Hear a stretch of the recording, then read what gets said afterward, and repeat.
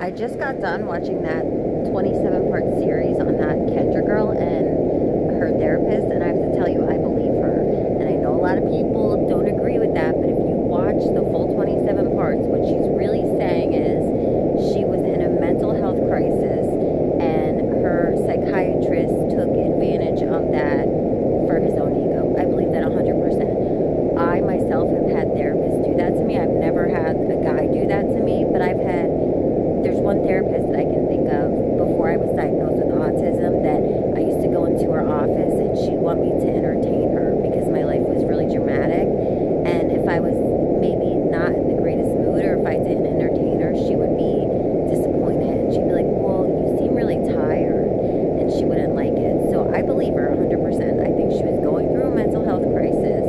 She had delusional thoughts to begin with, and she had the propensity to romanticize things and think thoughts that maybe weren't 100% rational.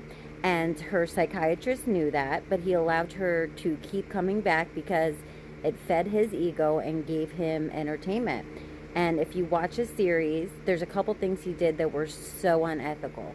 When she was talking about her sex life, he should have shut that down immediately. And if he didn't shut it down, he should maybe have referred her to a different psychiatrist. But it was his responsibility to let her know that that behavior was inappropriate. Also, there's no need, and it was so unethical for him to talk about his sex life, especially knowing the mental condition that she's in. And when she went there and she said that she might have had internal bleeding, it was his fiduciary duty as a psychiatrist to immediately get her help. So I think he took advantage of her. I think he used her. I think the therapist should be ashamed of herself because when she told her therapist what she was thinking about her psychiatrist, the therapist should have gently told her that that was inappropriate. And the fact that the therapist encouraged her to tell the psychiatrist was also really unethical. So I believe her.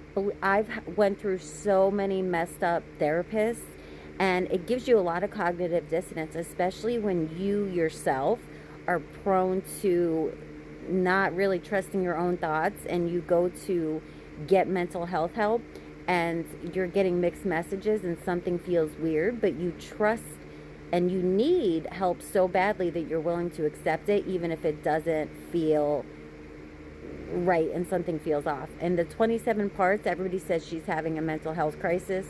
There were even therapists that posted, oh, she's having a mental health crisis. Shame on those therapists, because I don't think she's having a mental health crisis at all.